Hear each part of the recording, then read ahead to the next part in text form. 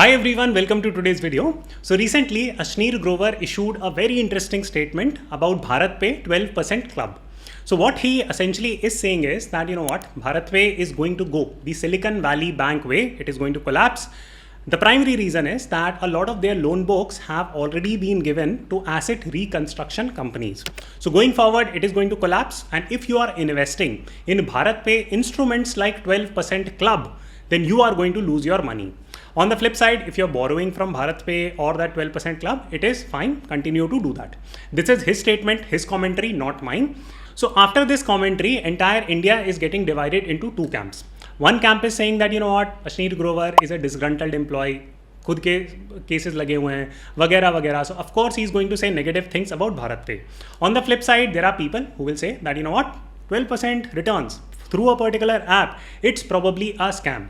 So which side of the equation you should fall on, I will not give you my verdict there. So I will simply give you all the knowledge tools associated with discerning a particular scam. So on this video, I'm going to help you study the anatomy of a scam. If you watch this video patiently, I will explain every single point in very easy to understand language. Any type of instrument you are investing your money in, just by studying this video, you will be able to figure out simple tools to execute, which will prevent you from getting into scammy products.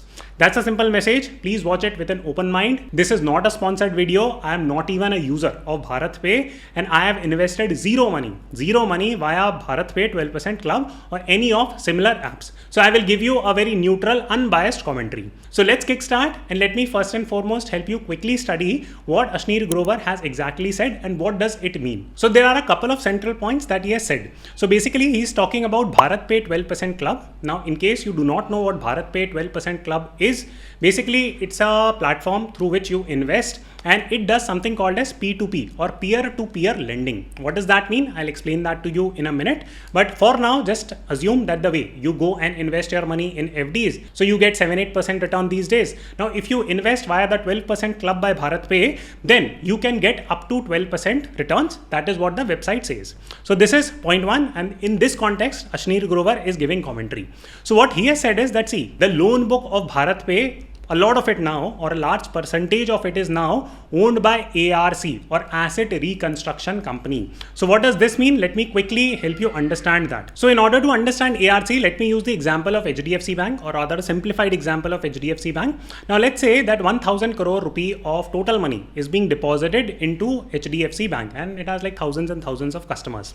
Now HDFC Bank will pay you how much on a savings account? It will pay you 2 to 3%. And what it is going to do with this 1000 crore? It is going to loan it forward. Of course, it keeps a little bit of reserve, all that stuff, but we are simplifying the example here. So it will lend out this entire 1000 crore. At what interest rate will HDFC Bank make? It will probably make, let's say, 9 or 10%. So this is the home loan rate that you are getting. Now HDFC Bank gives out a range of loans, but just for the ease of example, it is lending out at 9 to 10%. That is what we are going to assume. So this is what the banking model is, that HDFC Bank procures capital at 2 to 3% and then it lends out capital at 9 to 10%. And in the middle, it is making that 6-7% spread. And this is how banks thrive. So this is the simple example. Now think about it, that on what aspect does the banking business depend? Well, it depends on a lot of things, but two primary things. One is that its ability to convince people that come and deposit money with us. Because if you don't trust a bank, you are not going to deposit your money there. And on the second bit, its business also depends on its risk mitigation style, or to what extent it is able to hedge the risk. Now, what is the meaning of risk? That it has lent out this 1000 crore. Now, can it get this money back? Because some people are going to default. Maybe it is not going to recover all that 1000 crore rupee. Maybe it will recover only 900 crore and 100 crore will be the default, right? And these in banking terms is called as NPA or non-performing assets. Now, Government of India has come out with a rule where it says that banks, this bad loans problem that banks have, it can go and give it to a company called as ARC or Asset Reconstruction Company. Now, what does this ARC do? It's very simple, that see, the total asset, this on which the bank is sitting, this is the NPA that the bank has not been able to collect. This is called as non-performing asset. Therefore, I am calling it an asset. So this 100 crore worth of asset is something that the bank has, which it is unable to collect as of now. So what it is going to do is that it is going to tell a ARC, a company, that buy these 100 crore worth of bad loans from us at 50 crores. So we are giving you a 50 crore discount. If you can go and collect the money back, if you can collect the entire 100% of this money back, you are going to make a crazy amount of profit.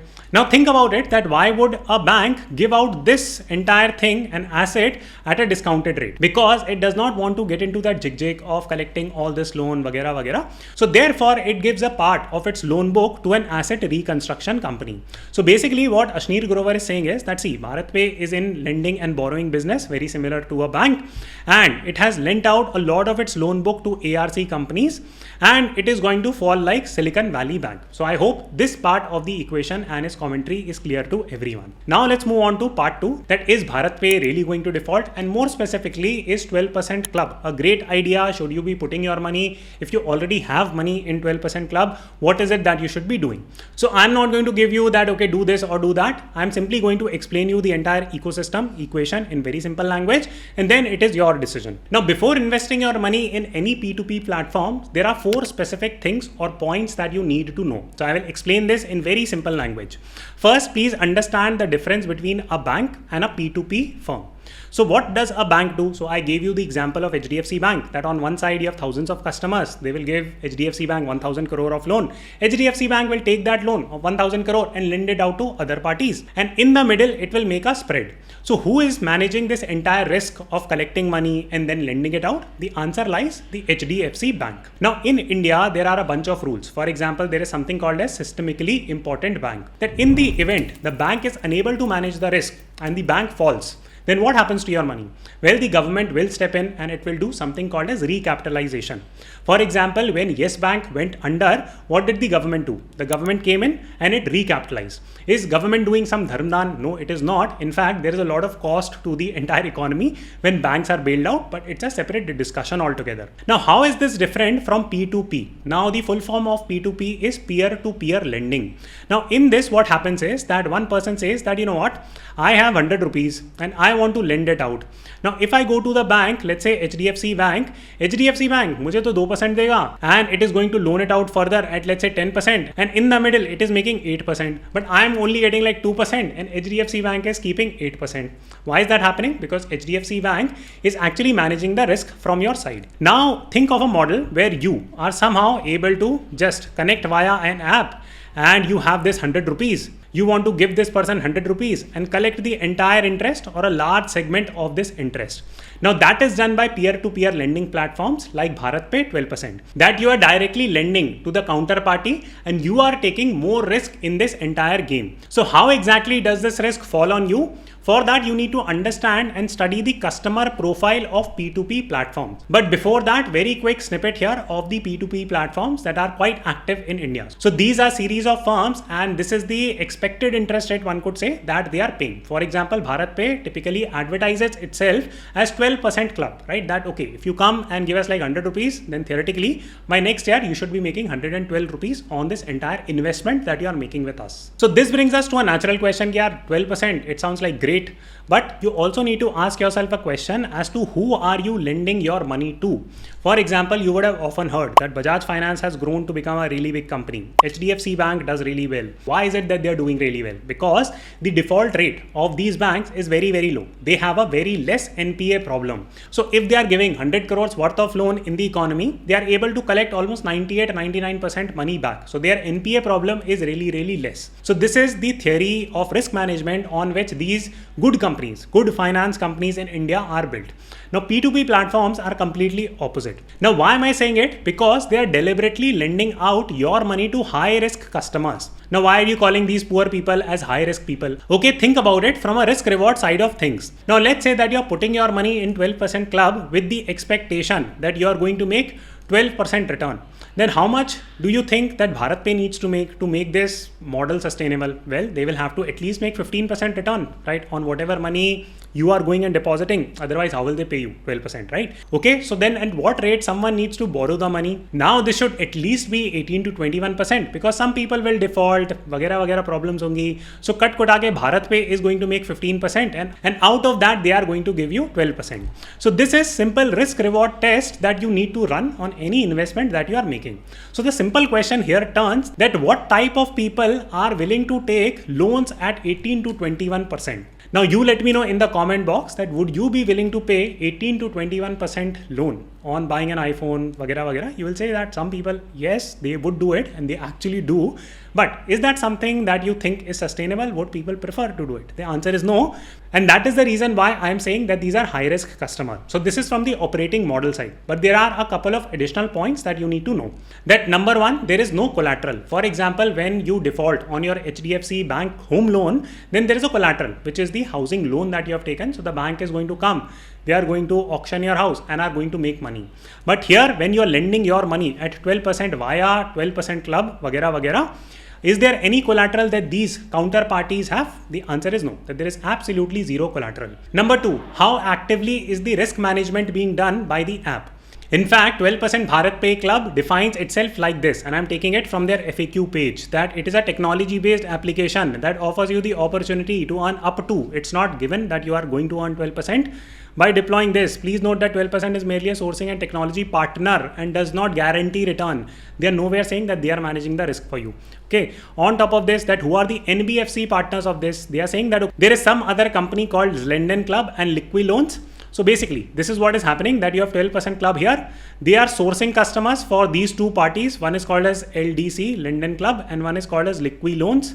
So basically, who is managing the risk in this entire system? Well, one could argue that these companies are managing the risk. That at the back end, if there is default of the customers, कि loan लेके भाग गए, right? बोला था कि 21% पे we are going to repay the money, but that is not happening. That's a headache, right? So who is managing the risk?